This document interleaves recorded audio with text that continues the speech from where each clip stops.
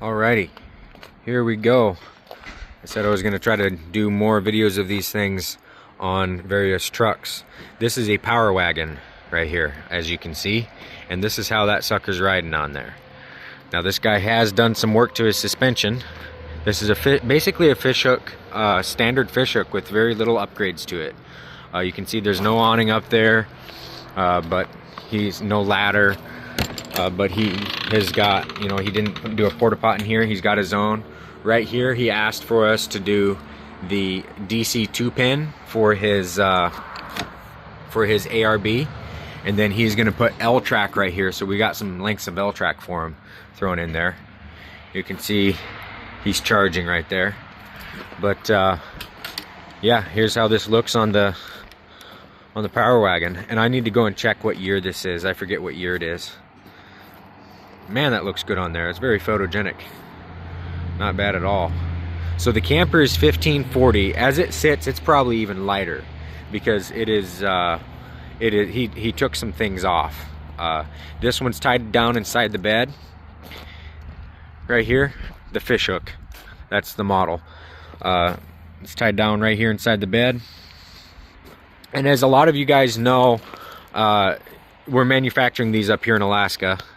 This is kind of our specialty camper, and yeah, a lot of people are loving these things. And we've been manufacturing for a long time. We just developed the Fishhook about 4 years ago, but we've been manufacturing up here in the state since 1971. But let's go over and look at what the payload is. A nice little Yukon over there. All of that stuff we're manufacturing. Always forget what these are.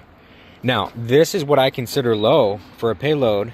This is a 2500 truck, but as many people know, the Power Wagon, that's got a 1369 payload. So technically, that's too much camper for the truck. This is a 2500. It's crazy that the 2500 Dodges, you know, Ram Power Wagons have got that low of a payload. But he has done some work to his suspension. It is far different, by far, than a 1500 pickup truck, even though, like, my F-150 has got a higher payload than this truck. But I'll guarantee you, this truck handles better than my F-150. I don't know all of the work he's done to this. We can get underneath there and look. You can see there's some, you know, that's not factory. This control sway arm, that was added. I think he changed the coilovers, just a few things, you know. This strut there, you can see on the axle, all the way back in there. Now, I'm not a heavy suspension guy. We have our baseline suspension that we do, suspension upgrades, but I send people to folks like Alaska Spring if they're going to be doing a lot more in-depth suspension upgrades than what we do. But you can just see how this fits on here. For those of you wondering, how is the Fishhook going to fit on my 6'4" bed, Ram bed? That's how it looks right there. Sticks off just a little bit. This one, he took his tailgate off. Now, he put a mat up underneath here, and it's because he wanted to keep this L-track in here. And so you can see what that looks like. Now, I was going to take a video of it, but I was just a little busy. This truck, the other day when it was raining, had water pooled up in the front. And really, you should drill holes there in the front of your bed if they don't already have them. But you can see this treated plywood strip up in there. We've got several of those that run along the bottom of the camper, so that you keep a good little bit of a space up underneath the truck. But on top of that, he went and got this stall mat and threw that in there, and that really helps the camper grip tight to the bed. He's got a sprayed bed, got the rubber mat, which is a lot of traction, and then he's got those treated plywood strips mounted to the bottom of the camper that bite right into that rubber rather than the full surface area sitting on top of the rubber, right? So very important there. But you can see what this camper is and how the truck is riding on it. Now, he has his own mattress, and he declined the mattress, took that off of there, which is fine. And then he's got the dinette here, the table, And then you can see this sucker's charging. He's got the solar up top, dual battery bank like is on all of our fish hooks. That's 300 amp hour power, silicone battery bay, and charger and all that. All of that's standard, right? Everything you see inside this particular fish hook, this is a perfect example of a standard fish hook right here. This is how they start. And then like right here, he can add a stove. There's plumbing up underneath here for him to add a stove here in the future. Just pop a hose on there, cut this out for your stove, and go from there. But yeah, you can see the water jug there. Again, usually there's straps here, just like this strap here for the portable toilets. We just kind of put that cinch strap in, and usually we have two cinch straps right here. That just has proven to be the most user friendly, because you can access them right here on the top, and then they mount in, and then the cooler doesn't go anywhere. But for him, he's putting his ARB is a little bit smaller than the Dometic. This was designed for the Dometic CFX 75. And then I'm pretty sure he's putting L-track here and here, and then plugging into the regular DC 2-pin, which this is how Dometic's doing it now too, just like ARB. It's the same exact connector. But then he also has, you know, his little, I think the battery disconnect is off. He's got his little, USB-C in there, and then 12-volt socket. But simple stuff, guys. This is it. This is the standard model. Easy cabinets, all of that.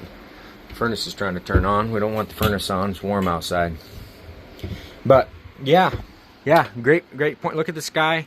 It's like partially gray. It's by definition overcast. This is the kind of sky that on and off all day will release its rain. But you can see how that battery bay is charging right now. 13.6. It's giving 2.3 amps simply because that's all it feels it needs. It's at 100%. Yeah, simple stuff. Let's look at this. Yeah, crazy. 1,300 pound payload on that pickup truck, but it's holding that camper like a champ. You know, if you had a 1,500 pickup and you are coming in here with a 1,300 pound payload, that makes me nervous. I don't like that. In fact, yeah, see, it's trying to sprinkle a little rain. In fact, sometimes I'll even turn it down if I don't have history of that camper on another truck similar to yours. So let's say you got a Toyota with a 1,300 pound payload and you come in here.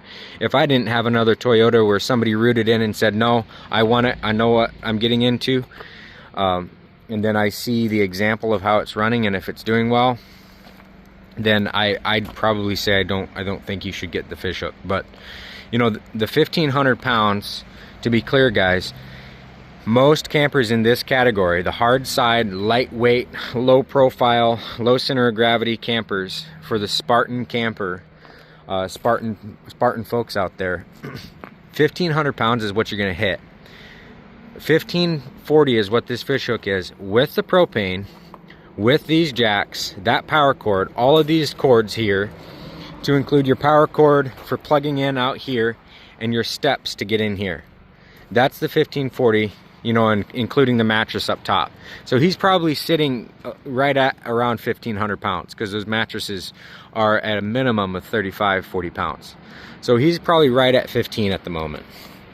And that's what you're gonna hit, guys, with a camper in this category that you can actually upgrade and do more things to later, right? It's just where you land. The true dry weight of these here is right around 1250 to 1280. That's the true dry weight if you're gonna measure it against multiple other manufacturers. But there you go. That's the Fishhook on a Power Wagon, 2500 Power Wagon. That's how it's sitting. That thing is actually sitting level. Sometimes the illusion with this slope up out of here up onto the road looks like it's squatting. That thing's not squatting at all. Anyway, guys, cheers. Hope you found that helpful.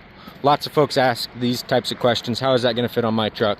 And so I'm trying to get more of these out there for you. Take care. Catch you on the next one.